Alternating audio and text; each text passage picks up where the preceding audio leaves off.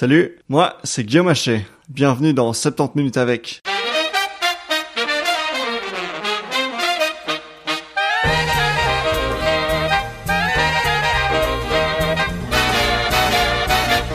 Une fois n'est pas coutume, cette semaine, on laisse la Belgique de côté pour s'intéresser au Vatican.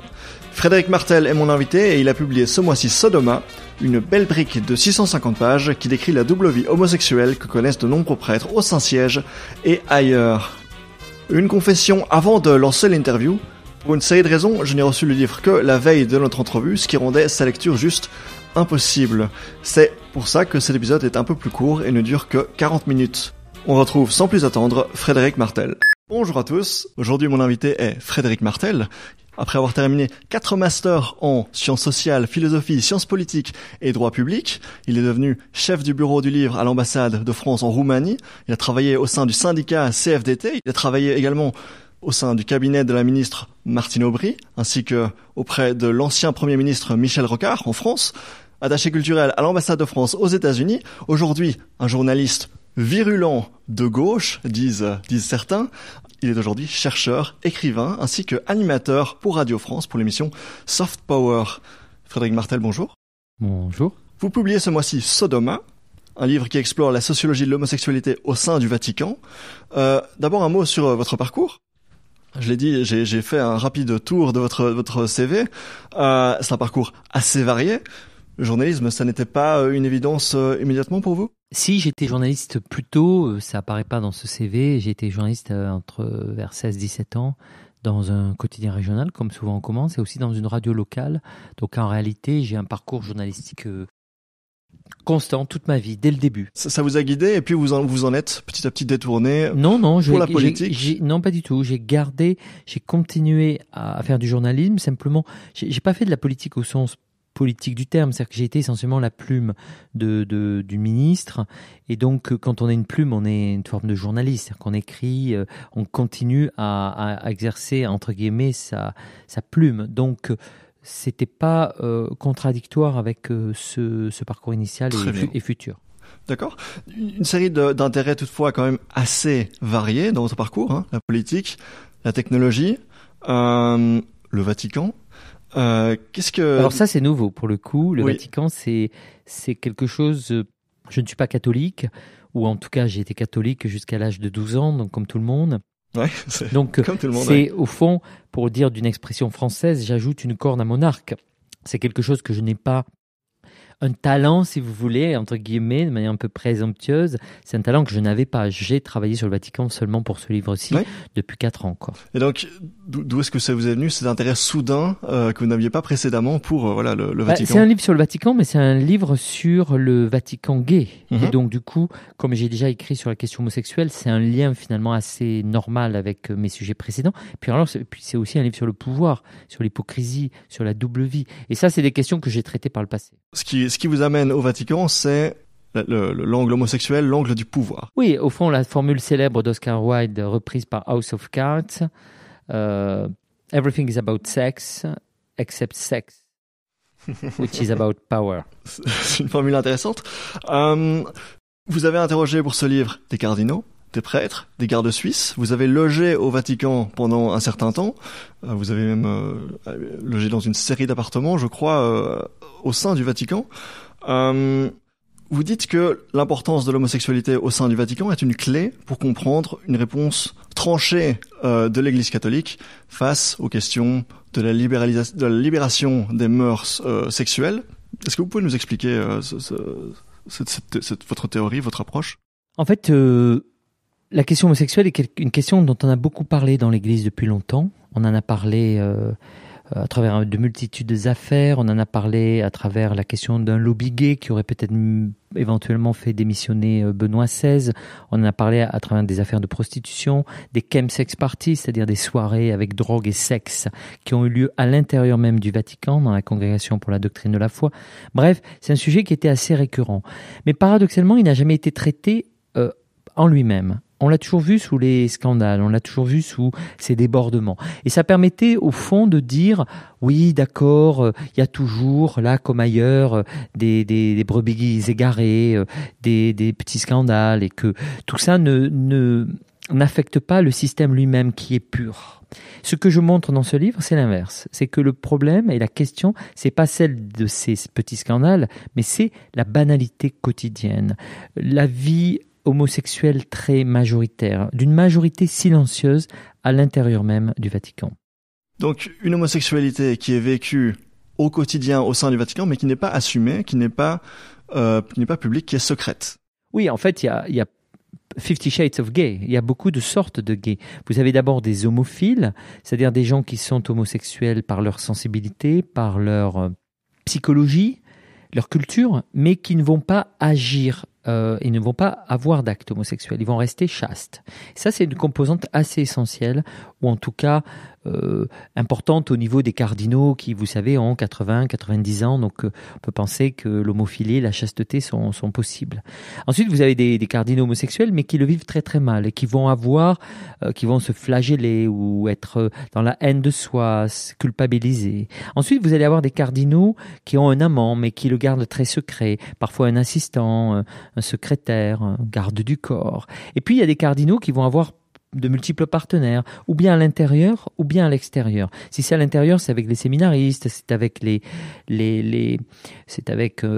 prêtres, etc. Ou alors à l'extérieur, et là, ça va être très souvent de la prostitution, parfois au cours des voyages à l'international, lors du tourisme sexuel, par exemple, et parfois dans d'autres situations compliquées. Et puis, bien sûr, il y a, mais c'est un très petit nombre de cas, des prêtres qui vont être dans l'abus sexuel et la violence et le viol. Voire la pédophilie. Oui, la violence et le viol sur majeur ou la pédophilie si c'est des moins de 15 ans. Yes. Un large dossier, un dossier lourd que vous dévoilez ce mois-ci dans ce livre. Comment est-ce que vous expliquez que ça ne soit jamais sorti auparavant vous parlez de réseaux de prostitution, vous parlez de drague au sein du Vatican, vous parlez de relations sexuelles récurrentes, tout ce qu'on imagine absolument interdit au Vatican. On imaginerait a priori qu'il n'y a absolument aucune activité sexuelle au sein du Vatican. Vous dites aujourd'hui que c'est absolument faux, que c'est même le contraire. Comment est-ce que vous expliquez que ça ne soit jamais sorti que vous soyez le premier aujourd'hui en 2019? Non, tout est un peu sorti. Il y a eu beaucoup, encore une fois, d'articles, parfois de livres à scandale qui ont évoqué des bouts de cette histoire.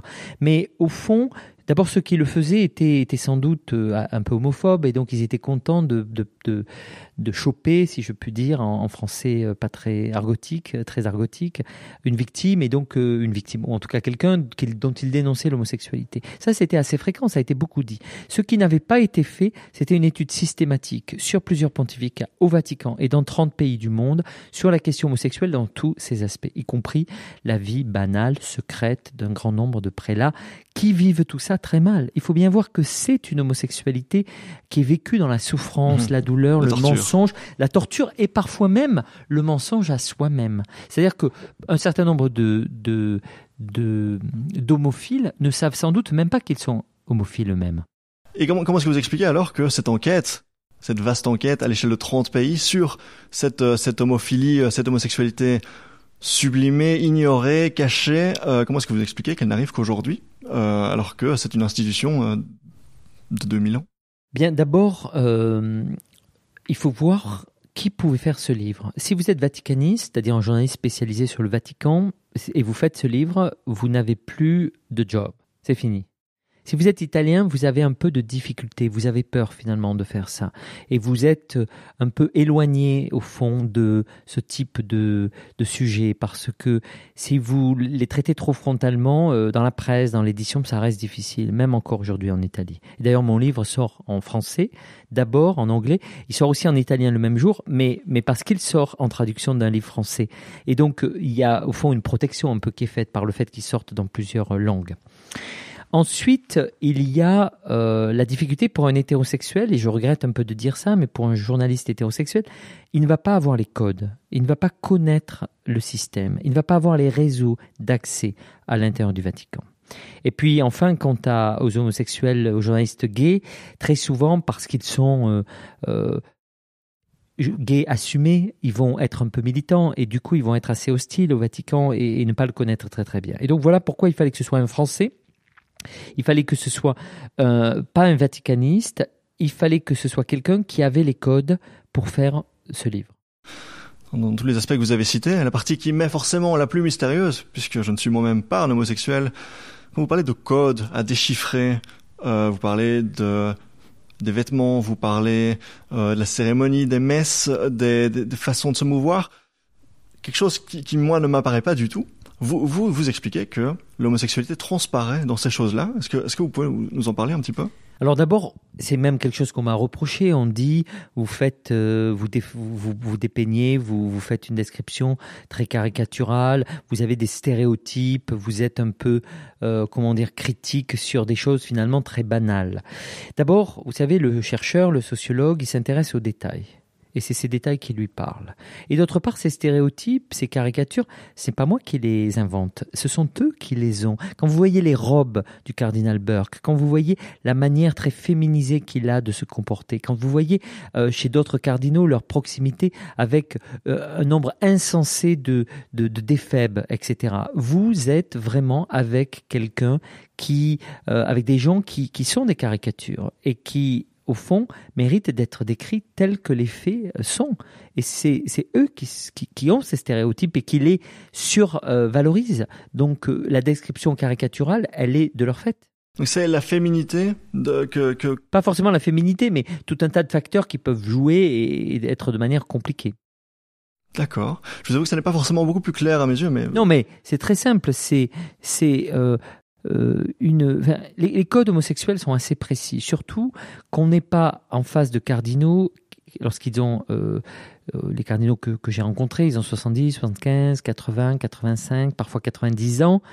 On n'est pas avec des gens de 2019. Leur rapport à la sexualité et éventuellement à l'homosexualité, elle date des années 40, des années 50. C'est des gens qui ont eu 20 ans à ce moment-là. Pour les comprendre, il faut se reporter à l'homosexualité de cette époque-là, c'est-à-dire à la double vie, c'est-à-dire au mariage de complaisance, à la chasteté vécue comme une sublimation de l'homosexualité, aux médisances de ce monde gay, à un rapport, parler beaucoup au féminin avec les gens, etc. etc.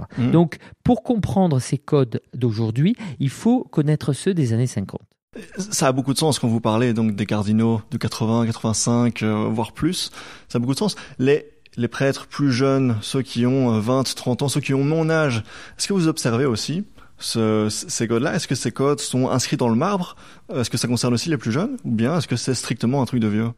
Non, mais d'abord, je me concentre quand même sur le Vatican et donc sur le collège cardinalis. Donc, c'est quand même des gens qui ont forcément inévitablement certain âge. Oui.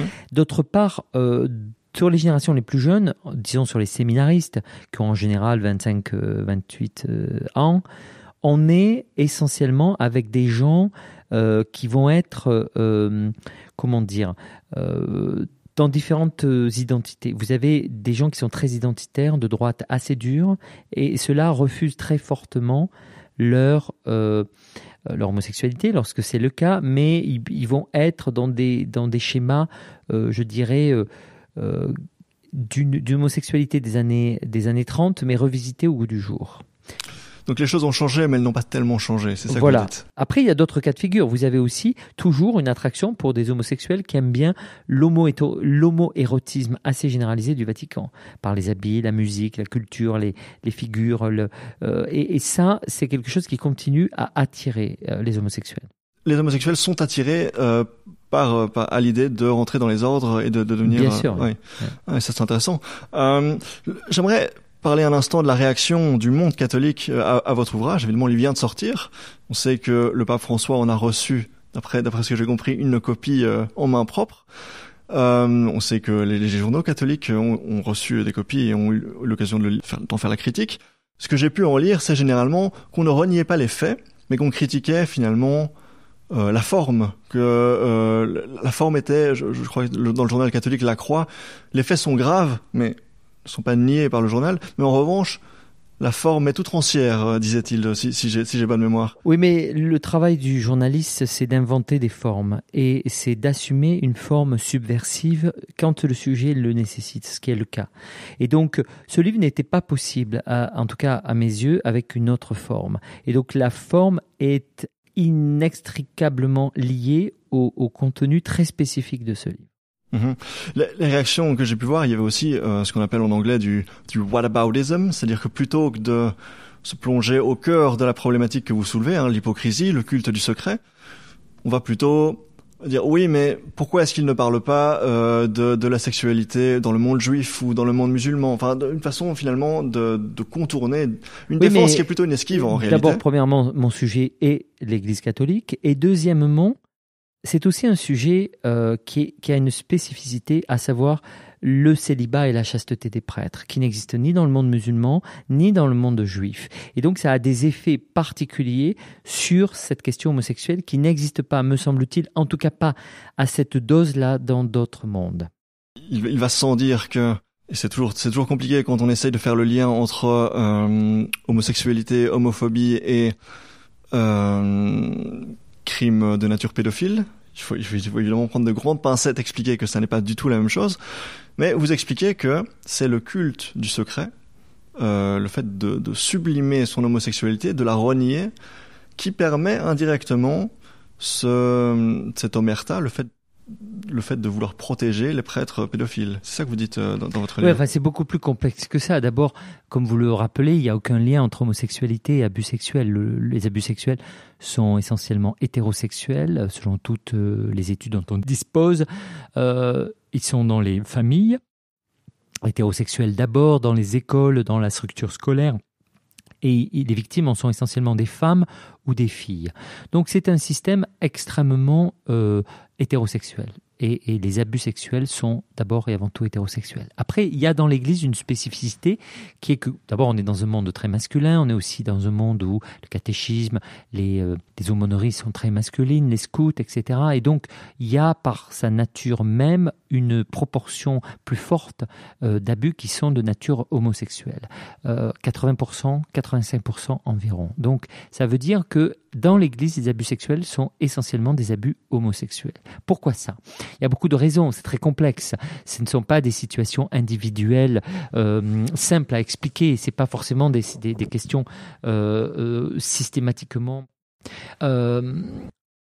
D'abord, vous avez, pour essayer de trouver des explications, une homophobie qui vient d'une homosexualité non assumée, refoulée, sublimée, la haine de soi, qui peut dans certains cas, heureusement fort peu nombreux, mener à des abus sexuels.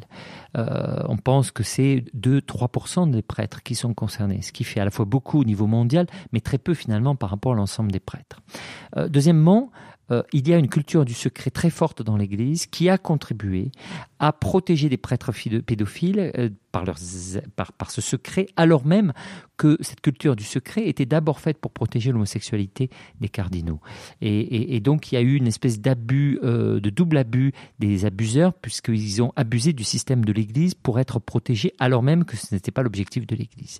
Il y a une culture du cléricalisme très très forte dans l'Église qui vise à toujours protéger l'Église, l'institution, plutôt que les individus. Et puis enfin, il y a des formes de chantage qui font qu'un évêque, très souvent, qui va protéger un prêtre abuseur, va avoir tendance à avoir peur de ce qui se passe. Et comme beaucoup d'entre eux, de ces évêques-là, sont homosexuels, ils vont avoir tendance à protéger le prêtre, non pas simplement pour le protéger, mais pour se protéger eux-mêmes, notamment parce que ils ont peur de la médiatisation, ils ont peur d'un procès, ils ont peur du scandale qui pourrait rejaillir sur eux, et c'est ça qui les terrorise.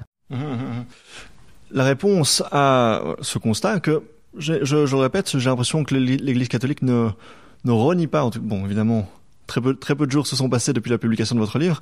La réponse que j'ai pu observer jusqu'à présent, ça n'est pas une réponse du déni. Personne ne vous donne tort réellement, mais c'est intéressant de voir que les approches sont très différentes en réponse au constat que vous faites.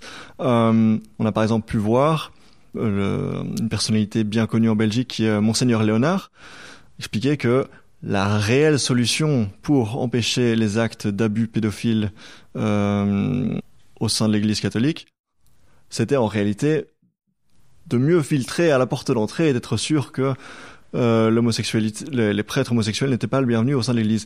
Oui, mais ça c'est une parole homophobe, Exactement. Une parole illégale, parce qu'aujourd'hui on ne peut pas interdire l'accès au séminaire en réalité aux homosexuels, il a tort, et c'est aussi une parole très problématique parce qu'elle dénote une obsession, une homophobie caricaturale qui parfois, je ne connais rien à la vie privée de Monsieur Léonard, mais peut être le fait, on l'a vu sur de nombreux cas, de prêtres qui assument mal leur propre identité, parfois, quelquefois homosexuelle. Oui. Et qui met en lien surtout dans ce cas-ci pédophilie et homosexualité. Oui, mais vous savez, si on supprime les homosexuels des séminaires et de l'Église, il n'y a plus de séminaires et il n'y a plus d'Église. Aujourd'hui, ils forment la très grande majorité de l'Église. Donc, voilà la réalité. Après, chacun peut penser ce qu'il veut de ce phénomène. Vous expliquez aussi que l'importance de l'homosexualité au sein du Vatican est aussi, et au sein de l'Église catholique en général, est aussi ce qui explique ce que vous appelez une hypermisogynie. On est face très clairement à un monde sans femmes. Lorsque vous êtes au Vatican, il n'y a pas de femmes. Lorsque vous êtes dans l'Église, c'est un monde où les femmes sont souvent rejetées et mises dans les situations les moins socialement valorisantes. Je ne parle même pas des femmes qui sont violées, notamment des bonnes sœurs, puisque désormais, même le pape François a reconnu tous les problèmes d'abus sexuels sur des femmes. La réalité, c'est que vous avez énormément de scandales qui démontre qu'il y a un vrai problème dans cette église. Et je ne parle pas simplement des abus sexuels. Vous avez eu énormément de prêtres qui ont été outés, c'est-à-dire dont on a révélé l'homosexualité. Il y a beaucoup de cas de pornographie, il y a beaucoup de cas de chemsex party, c'est-à-dire de soirées avec de la drogue et du sexe homosexuel. Il y a eu beaucoup aussi de prostitution. Donc tout ça montre qu'il y a un problème général dans l'église, et ce problème, aujourd'hui, ne peut pas avoir la solution unique qui serait d'en supprimer les homosexuels. La seule solution, me semble-t-il, mais ce n'est pas à moi d'en juger, c'est de sortir de la culture du mensonge et de défendre la vérité. Défendre la vérité, sortir de la culture du mensonge. Est-ce que vous avez un quelconque espoir, un réel espoir que c'est ce que l'Église va faire? Qu'est-ce que vous pressentez à l'avenir quand vous observez la réponse Honnêtement, de l'Église? je ne suis pas prescripteur en la matière. C'est-à-dire que je n'ai pas, mon objectif n'est pas d'essayer de... Si vous voulez, la question de changer l'Église n'est pas mon sujet. Je ne dis pas que je ne veux pas le faire. J'espère que mon livre va contribuer à changer l'Église. Mais changer l'Église n'est pas... c'est pas le travail du chercheur ou du journaliste. C'est le travail de ceux qui sont catholiques et de ceux aussi qui font partie de ce système, et notamment des prêtres et des évêques, qui eux seuls peuvent éventuellement faire évoluer cette maison. Mmh. Oui, donc là, vous donnez finalement les clés, vous donnez l'information qui doit in fine permettre d'approcher une réforme. C'est ça que vous dites? Absolument. Oui. Mais vous n'avez pas idée de quelle réforme ça pourrait être? Non, c'est pas que j'ai pas idée, mais je dirais que moi je fais mon travail, c'est-à-dire que je suis dans une analyse d'un système, je le décris, je ne suis pas là la réforme de l'Église n'est pas ma mission. Ce n'est pas votre mission, parce que je ne suis pas catholique et parce que ce n'est pas mon travail. C'est quelque chose dont, au fond, les gens doivent s'approprier mon livre, le critiquer, le défendre. Ils en font ce qu'ils veulent. Mais ce livre, d'une certaine manière, ne m'appartient plus. Mmh. Il dépasse son auteur et il est d'intérêt général. Et à chacun de savoir l'utiliser à bon escient. Ce n'est pas votre mission et ce n'est pas votre objectif avec ce livre. Mais accessoirement, à côté de ça, si je vous pose la question de ce que vous espéreriez voir comme changement, vous ne répondez pas? Non, parce que c'est pas... je ne peux pas prescrire des choses qui sont en plus de l'ordre de la doctrine. Et vous savez, il y a une règle absolue en France entre la distinction entre la religion et le laïque. On appelle ça la laïcité. Et donc moi, j'appartiens à cette catégorie des chercheurs qui sont des chercheurs laïques. Et c'est pas à moi à faire changer l'Église. Revenons un instant sur... j'allais dire vos confrères, mais qui ne sont pas vos confrères, donc les vaticanistes, donc cette classe de journalistes spécialisés sur le sujet du Vatican. C'était au fond, d'après ce que vous dites, quelque part un secret de polichinelle, quelque chose qui se savait, mais qui ne se disait pas parce que vous disiez, on est italien, on a peur, on est vaticaniste, on a encore plus peur. Est-ce que les vaticanistes, in fine, implicitement, d'après ce que vous dites, ne sont pas complices de ce culte du secret et qui a permis de camoufler tous les actes qu'on a connus. Non, mais je ne crois pas. Enfin, si un vaticaniste a eu connaissance d'abus sexuels et qu'il ne l'a pas dénoncé, c'est grave. Mais il ne s'agit pas de ça. Il s'agit de l'importance de l'homosexualité au sein du Vatican. Oui, ça après, ils ont le droit de ne pas évoquer l'homosexualité de leurs collègues. Donc, je ne pense pas que cela doive être puisse leur être reproché. Chacun traite cette question comme ils veulent. Mais surtout, c'est vrai que c'est un peu un secret de polichinelle et que d'une certaine manière, chacun connaissait au moins une partie de cette histoire. Vous savez, ce livre, c'est un peu un puzzle. Chaque pièce du puzzle, chacun en a un petit bout. Et moi, au fond, j'ai rassemblé les pièces du puzzle pour en faire un livre. Mmh. Et donc, ce que vous dénoncez à travers ce livre, c'est une hypocrisie. Et vous montrez également les conséquences sociétales, culturelles de cette hypocrisie. Donc, absolument, c'est ça le livre. Celle qui revient le plus souvent, évidemment, c'est la façon dont l'Église a géré les actes pédophiles. Est-ce que vous en voyez d'autres? Donc on a évoqué une certaine misogynie. Est-ce que vous en voyez d'autres, des conséquences de cette culture du secret? De toute façon, toutes les institutions ont une forme de culture du secret. C'est d'ailleurs ce qu'on appelle dans d'autres mondes, on appelle ça la raison d'État dans le monde politique. C'est-à-dire au fond, la raison d'État, c'est quoi? Depuis Mazarin au Richelieu, c'est que vous mentez si c'est nécessaire pour le bien de l'institution. De ce point de vue, l'Église catholique n'est pas différente de la politique, de l'armée rouge, de je ne sais pas, la campagne électorale de Monsieur X ou le fonctionnement de telle grande entreprise qui va avoir telle multinationale qui fonctionne exactement de la même manière. Le problème, c'est que si elle ment sur l'essentiel de sa doctrine, elle n'est plus crédible, elle perd sa crédibilité.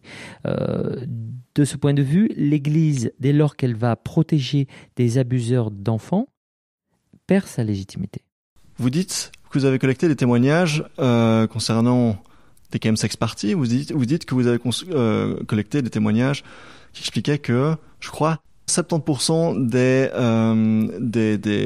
des dignitaires du Vatican étaient homosexuels. C'est bien juste? J'ai bien lu ça? Moi, je n'avance pas de chiffres moi-même parce que je considère que qu'il n'est pas possible de les prouver, il n'est pas possible de les connaître.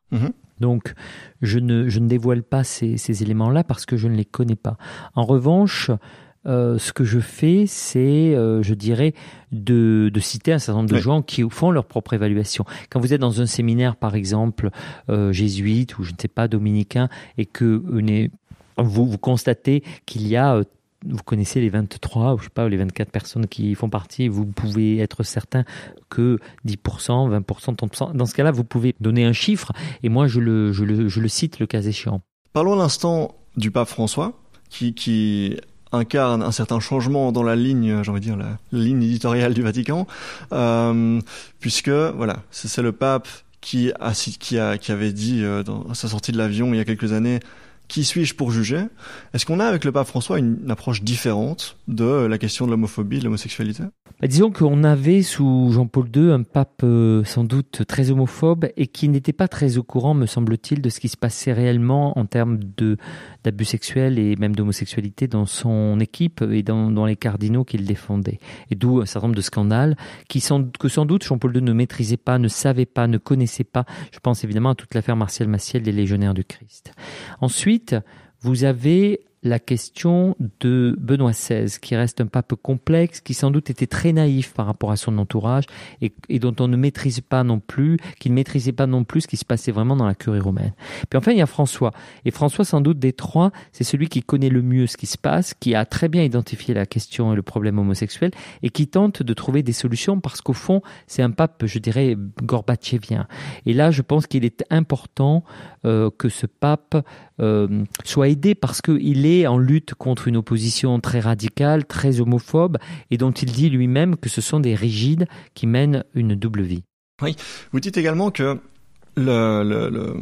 l'importance de la sociologie et de la culture homosexuelle au sein du Vatican, et l'homophobie donc qui en résulte pour les raisons qu'on a évoquées, est également ce qui explique la fameuse sortie du Vatican concernant le préservatif il y a quelques années. C'est difficile pour moi d'affirmer ça. Ce que je constate, et ça c'est un fait, c'est que ceux qui prennent la décision autour du pape, et ils sont une douzaine à être très actifs dans la question du préservatif et du sida, sont, parmi eux, beaucoup sont homosexuels. Et donc là, il y a un paradoxe. Est-ce que c'est une décision qui est prise parce qu'ils sont homosexuels ? C'est évidemment une réponse un peu rapide. Il y a d'autres raisons qui expliquent que le préservatif va être interdit. En revanche, il est clair que c'est une erreur historique et même une tragédie, puisque on va quand même avoir 35 millions de morts dans ces années du sida, et que le préservatif, même si c'est pas l'Église qui est seule responsable bien sûr de ces 35 millions de morts, sa position sur le préservatif n'a vraiment pas aidé à lutter contre l'épidémie. Et là, on voit bien que c'est des positions qui sont absurdes, qui n'ont d'ailleurs aucune justification, parce que rien ne justifie entre choisir, au fond, entre protéger la vie et donner la mort. Le choix a été vite fait. Et il valait mieux encourager l'utilisation du préservatif, même si c'était contraire à la doctrine, plutôt que d'avoir des personnes qui allaient en mourir.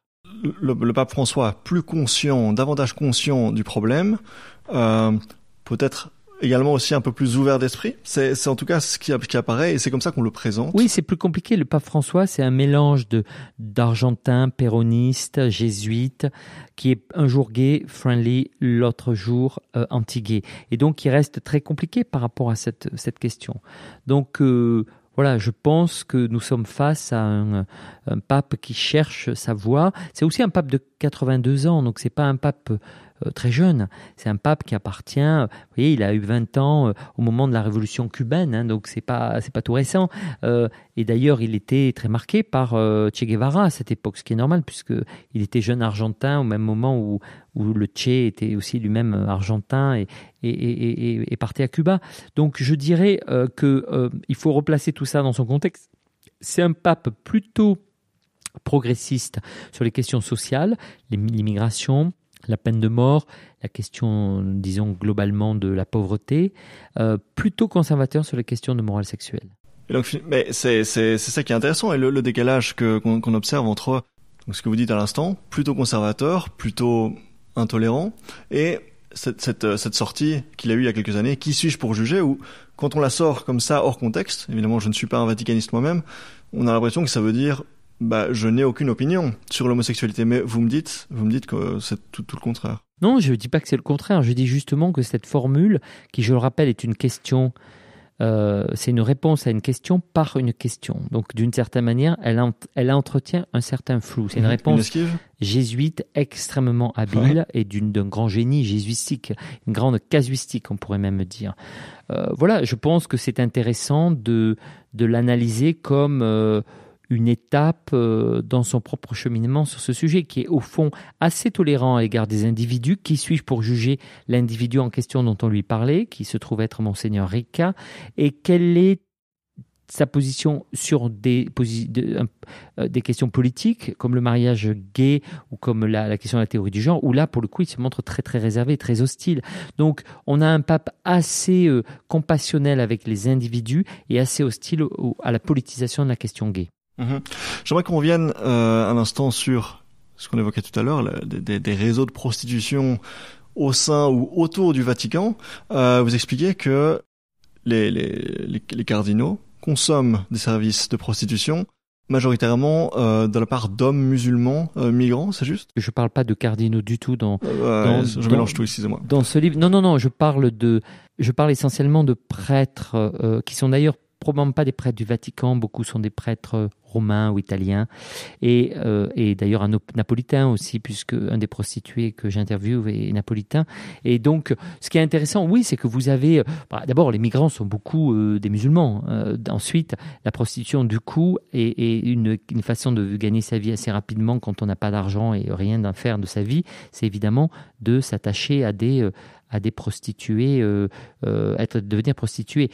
qu'il y ait des prêtres dans ce circuit-là me paraît pas anormal compte tenu du fait que il y a une homosexualité très forte chez les prêtres, qu'ils n'ont pas de possibilité d'avoir ces relations à domicile ou même l'assumer au Vatican ou dans leur église, et du coup vont avoir affaire à des prostituées de ce type. Pourquoi aussi on fait appel à des prostituées migrants? C'est parce que évidemment c'est des gens qui parlent pas, et vous n'avez jamais vu un migrant aller porter plainte ou aller dénoncer à un cardinal ou un prêtre au commissariat de police. Vous dites qu'ils vous en parlaient à vous. Oui, mais ça c'est différent. Ils me parlent parce que d'abord c'est généralement pas nominatif, même si ça peut l'être. Oui. Et puis ensuite, parce qu'ils n'ont pas forcément les noms, ils ont que des portables généralement. Et puis d'autre part, c'est aussi un travail de longue haleine. Il m'a fallu les voir pendant longtemps, etc. Et mais qu'est-ce qui amène finalement ces jeunes hommes prostitués musulmans à vous parler? Quel intérêt pour eux? Pas vraiment. C'est-à-dire que c'est tout un travail, c'est le travail du journaliste que d'arriver à être familier avec eux, de les inviter à déjeuner, de les inviter à boire un café. Il y a pas mal d'ennuis parce qu'il n'y a pas forcément toujours beaucoup de clients. Donc voilà. Et puis surtout d'arriver à les revoir, etc. Je l'ai fait avec des associations de travailleurs sociaux, j'ai été aussi avec la police, j'ai été beaucoup avec des prostituées plus politiques qui avaient des raisons de parler pour décrire ce qui se passait. Voilà un peu les différents éléments. J'ai envie de parler un instant de l'Église catholique au sens large, en France, en Belgique, en Europe, en Occident et ailleurs. Comment est-ce que cette dualité, cette double vie homosexuelle qui se renie, comment est-ce que ça se concrétise pour les prêtres normaux, j'ai envie de dire? Oui, là on a parlé d'un placard, c'est-à-dire d'un closet, mais qui est un placard doré finalement, puisque il y a de l'argent, c'est à Rome, c'est au Vatican, etc. La vie de beaucoup de prêtres qui sont dans un placard beaucoup plus pauvre, basique, la vie de tous les jours. Au fond, les paroisses, les églises un peu traditionnelles de Belgique, par exemple, où être homosexuel c'est un problème, où vous êtes souvent seul face à vos paroissiens, un peu comme dans le fameux journal d'un curé de campagne de Bernanos, magnifiquement interprété dans le film Encore plus beau de Robert Bresson, du même titre. Donc je dirais que là, on a une homosexualité qui est évidemment refoulée, qui est encore plus secrète et qui se traduit par beaucoup de misère affective, sexuelle, lorsqu'elle n'est pas, lorsqu'elle est sublimée et refoulée. Et donc je suis extrêmement attentif à penser à ces prêtres-là, à parler à eux d'une certaine manière aussi, parce que ils sont les victimes d'un système qu'ils n'ont pas contribué à créer, contrairement aux cardinaux, ils ne contrôlent pas ce système. Sont un peu responsables de cette doctrine, même si elle est ancienne, multiséculaire et que le pape décide. Donc j'ai beaucoup d'affection et d'empathie au fond, et dans mon livre je parle notamment d'un prêtre à la fin que j'ai connu et qui est d'ailleurs qui était homosexuel et qui est mort du sida, et je trouve qu'on a une vraie tristesse par rapport à cette misère quotidienne. Une tristesse chez vous en tant que témoin, ou bien chez eux-mêmes, non, mais une souffrance? Vous savez, quand vous êtes homosexuel, que vous vivez tout ça très très mal et qu'en plus vous allez mourir du sida, c'est quand même triste. Et donc voilà, j'ai beaucoup d'empathie, et c'est ça qui est important. Un écrivain, un auteur, il doit rester en empathie avec son sujet. Eux-mêmes sont victimes, et quelque chose qu'ils ne contrôlent pas, contrairement aux cardinaux. Les cardinaux aussi en sont victimes, parce que c'est pas eux qui au fond pourraient. Personne n'était capable de faire changer cette doctrine depuis longtemps. Ça viendra peut-être un jour. Peut-être qu'ils y contribueront d'ailleurs. Donc peut-être qu'ils joueront un rôle. Encore que je me méfie, c'est souvent les hétérosexuels au Vatican qui sont les plus favorables à la question homosexuelle et non pas les gays. Mais c'est un autre débat. En tout cas, voilà, je pense qu'il faut rester en empathie avec ces personnages et son sujet. Ouais. Quand on parle de ces sujets-là, on l'entend généralement dans la bouche de groupements catholiques, je dirais, un petit peu intégristes, un petit peu extrêmes, comme l'Alliance Vitale, la Manif pour tous, etc. On entend souvent deux mots qui reviennent: lobby homosexuel. À quoi est-ce que ça fait référence exactement ? Au fond, le lobby homosexuel, c'est quelque chose qui a été inventé par l'extrême droite, ou en tout cas par la droite extrêmement conservatrice, qui pense, dont l'analyse sur tout ça, c'est qu'il y aurait au fond une cinquième colonne, une espèce de franc-maçonnerie secrète qui pervertirait le Vatican. C'est l'idée que tous ces gens-là ont un peu inventée. En réalité, c'est faux. Il n'y a pas de lobby gay au Vatican, parce qu'un lobby signifierait que vous avez des gens qui se reconnaissent comme étant homosexuels entre eux et qui vont agir pour permettre la progression de leur cause à travers une action politique. Et c'est l'inverse qu'on a. D'abord, leur cause, ils sont tous homophobes, donc il n'y a pas de défense des gays. Ensuite, ils ne sont pas connus entre eux comme étant homosexuels. Au contraire, ils se cachent tout le temps vis-à-vis des autres. Et enfin, c'est des gens qui n'ont pas pour vocation d'être pro-gays, mais effectivement, chacun est très homophobe. Donc c'est l'inverse d'un lobby. Et c'est pour ça que l'analyse du lobby est une erreur majeure. Il s'agit d'une communauté, il s'agit surtout d'une majorité silencieuse, et ce qui est encore une fois intéressant pour mon sujet, c'est comment cette communauté va avoir des effets sur tout un tas d'éléments de la doctrine et le fonctionnement de l'Église. Et ça, je dois dire que c'est quand même un problème considérable, dont les effets nous atteignent tous et pas simplement ces personnes. Très bien, on va bientôt devoir clôturer. Une question peut-être un peu plus personnelle sur l'avenir. Vous publiez donc ce mois-ci cette enquête d'investigation au cœur du Vatican concernant la sociologie homosexuelle du Saint-Siège. Est-ce que vous tournez la page aujourd'hui ou bien est-ce qu'au contraire, l'Église va continuer à vous intéresser pour un prochain ouvrage ? Je ne sais pas quoi vous répondre parce que on verra. C'est un peu trop tôt, le livre vient de paraître, j'ai du mal à... Est-ce que vous avez d'autres choses à dire ou bien est-ce que pour vous...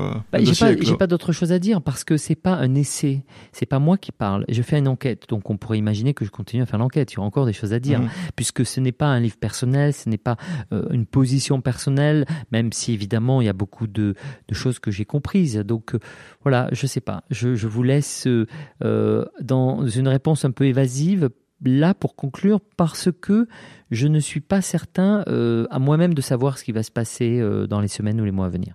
Très bien. Frédéric Martel, merci beaucoup. Merci à vous. Chers éditeurs, à dans 2 semaines. Au revoir.